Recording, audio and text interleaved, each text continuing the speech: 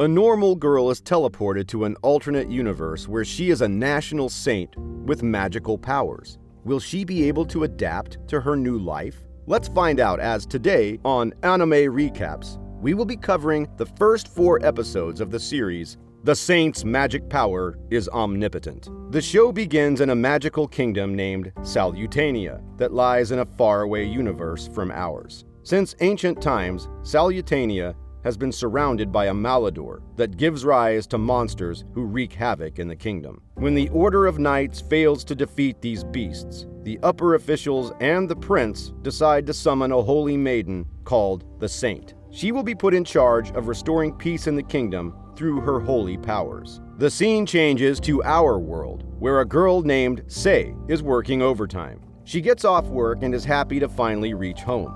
But right then, a strange force emerges from the ground, swallowing her whole. In less than a second, Sei is teleported to Salutania. The people who witness her appearance erupt in cheers, welcoming their saint who they believe has come to save them. A confused Sei looks around and notices that a brown-haired girl has also been teleported with her. The prince comes running before declaring that the other girl is their saint. It turns out that they only need one, which means Sei's appearance was a mistake. The priests tell her that she has the option to return home, but for the welfare of the kingdom, it would be best if she decides to stay in the palace. After all, she was summoned alongside the saint, which makes her special. Sei thinks about it for a while before accepting the offer. 2 weeks pass, and Sei regrets her decision already. She has been trapped in the palace with a maid to take care of her needs. However, the lack of entertainment and media has bored her out of her mind. She doesn't even have anyone to complain to, so she drowns herself in her thoughts all day long. The maid suggests she take a guard with her, but Sei doesn't want to indulge in any more awkward conversations. The walk goes normally until she ends up in a lavender field and is mesmerized by its beauty. While admiring it, Sei is approached by a botanist named Jude. He introduces himself before disclosing that the flowers are used for research and medicinal purposes in the institute he works at. Sei has always liked botany and has been reading books about plants as a hobby. Hence, when Jude offers to show her around the research institute, she happily agrees. For the next hour, Sei meets Jude's co-workers and learns about the potions made in the facility. Jude explains the process to her with passion, making Sei envious of his job. For the next few days, Sei continues going to the institution and learning about different things. The maid notices the evident change in her behavior, which makes Sei realize she has been in a better mood after she started to go on walks. That day, she meets Director Takuya, the chief of the institution. As they discuss her interest in plants, Jude comments that Sei wants to move into the institution and live with them. The director offers her a job as a researcher, since he's been watching her help around for the last few days. Sei is shocked, having never seen the offer coming, but she accepts it in an instant. Later that evening, she meets an officer in the palace who happily allows her to join the institution. Following that, she moves into the institution and starts learning to make potions. Jude becomes her tutor and introduces her to more in-depth processes. The first potion she is shown is a panacea. To make it, one must mix water with a special herb and then use magical powers to add the antibiotic nature. Sei is shocked, having never known that she had such powers. Jude illustrates how to use one's magic and holds her hand to make her feel its flow. Sei then mimics him by trying to add magic into a potion. Initially, she doesn't feel the flow, but the director then stops her, claiming that she has poured enough. By the end of her first day, Sei is happy to have learned so many things. When she is in her room later, a lab worker comes to her, asking if it was her first day of making potions. He is surprised because the vial she made is 50 times more potent than usual potions. This means Sei's chakra is more intense than normal humans, but Jude doesn't think that it's possible. He shows her 2 different vials of the same potion, one much darker than the other. The darker one means more potency. And since Sei's potion is not so dark, she still has a lot of work to do. She takes it as a challenge and starts making 10 vials of panacea a day. After a week of doing so, Jude asks her to calm down because she might finish all their stock of flowers, which is also used for other purposes. Just when Sei feels bad for causing trouble, they are informed of injured knights who have returned after fighting the monsters. The potions are required in abundance to treat them, which brings Sei out of trouble. She and her team travel to the palace and treat as many soldiers as they can. Since Sei's potion is more effective than the rest, it helps the soldiers greatly. She also takes care of the commander of the knights, Hawk Albert. The following morning, the director calls Sei to his office and praises her for her good work. The palace has given them a lot of money for their service, and Sei is free to ask for anything she wants. After giving it some thought, she asks for a kitchen because she loves to cook. In reality, she doesn't like the food the chefs cook because the use of spices and condiments is not a trend in this world. The director grants her the wish and asks her to cook a meal for him as well. For the first time in a month, Sei makes roasted chicken using every spice she could get her hands on. The director is taken away by the taste, so much so that he wants her to give the recipe to the facility's cooks, wanting all the staff to enjoy it. In the following scene, Sei is teaching the chefs about condiments and their flavors. They are interrupted by Jude, telling Sei the director wants her in his office. Albert has come to thank her personally for saving his life and taking care of his knights. He seems to be especially interested in Sei and is willing to escort her deep into the woods to collect more herbs. The director allows it and sends an entire team on the expedition. Albert doesn't leave Sei's side for the entire trip, making sure of her safety.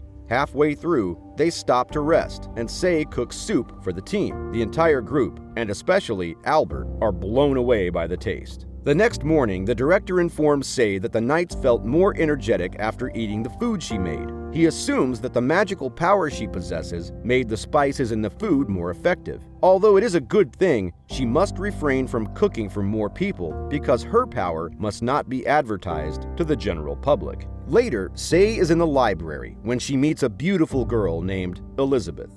They indulge in a brief conversation before Elizabeth excuses herself. After work, Sei encounters Albert, who offers to bring her home on his horse. They are too close to be just friends, but Sei is oblivious to Albert's feelings for her. One day, Elizabeth tells Sei about her friend suffering from severe acne. Sei takes it as a challenge and creates a special antibacterial face cream for the girl. A few weeks later, she is finally successful, and the girl gets her confidence back after years. The ointment is so powerful that it changes the tone and texture of Elizabeth's hand in an instant when she tries it. In the following scene, we see Sei complaining about the hot weather. To freshen up, she puts her feet in cold water and opens the first few buttons on her dress. Just then, Albert enters the room, making her jolt up in embarrassment. After she composes herself, he asks her out on a date to the market. Sei assumes it's just a friendly date and agrees. Then, we see the two enjoying their day together, visiting different shops and stalls. At midday, they stop to eat, and Albert helps Sei by magically pouring ice into her glass of water. In the end, they enter a jewelry shop, where Sei's eyes land on a beautiful but expensive hairpin. She thinks of saving money for the next month to buy it. After a wonderful day together, Albert drops her home and gives her a box before leaving. She opens it to find the hairpin she liked earlier. The only difference is that the diamonds are of a slightly different color, but she loves them nonetheless. The next day, Elizabeth sees the hairpin and inquires if Albert gave it to her. She then reveals it's a trend for men to give their lovers gifts that are the color of their eyes. Since Albert is known for his deep blue eyes, Elizabeth assumed the diamonds on the hairpin were his choice. Sei freezes in shock because this would mean Albert is interested in her and the date wasn't just a friendly one. She glows red in embarrassment as Elizabeth laughs at her flustered face. A few days later, Jude notices that Sei's magic is transferring on to the hairpin in some ways. He doesn't know what effect it has, but Sei decides to do more research about the matter. When the director finds out about her interest, he brings her to the court of mages. They help her understand the process of appraisal magic by showing her different stones. If they bestow magic onto the stones, they change into protective ones, which help the knights in their missions. Sei is asked to try bestowing her magic into a small rock. She does as she's told and is successful on the first try. Everyone is taken by surprise, especially the Grand Magus and the director of the Royal Mage Academy, Yuri. He assists Sei and makes her bestow a bunch of rocks with different kinds of powers. Sei does so efficiently and quickly, while a normal person takes years-long training to do the same thing.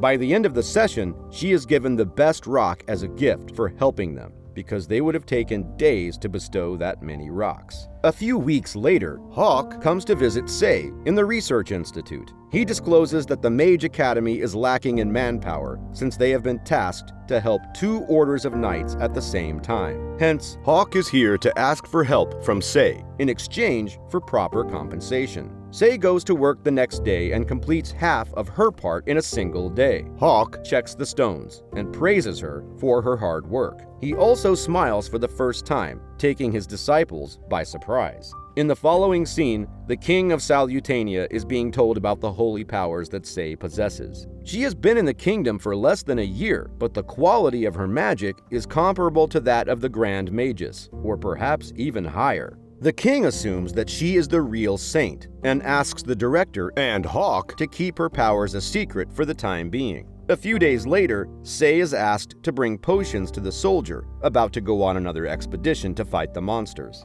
She makes friends with them and wishes them luck before they set off for work. Later that day, she is kicked out of the institute for a few hours for making too many potions. Initially, the director was afraid she would tire herself, but now he is more concerned about running out of raw materials because of her limitless magic. In her break, she goes to the library and finds a book about holy magic. She is approached by the king, who helps her pick the right book and encourages her to expand her knowledge. A few more weeks pass, and Say continues learning new tricks through the book. One day, she accidentally cuts her finger while cooking and heals it with just a blow. On the same day, she is informed about the return of the knights from their expedition. She goes to visit them with food and discovers that a friend has lost his arm in the battle. Say remembers she is not supposed to make a show of her powers, but this time it's different. She makes him take off the bandage and uses all her chakra to grow his arm back. The others in the room watch her in awe as she continues healing everyone. Some get their eyesight back, while others heal from injuries that would otherwise take at least a month. In the last scene, the director and Albert praise her for her good deeds.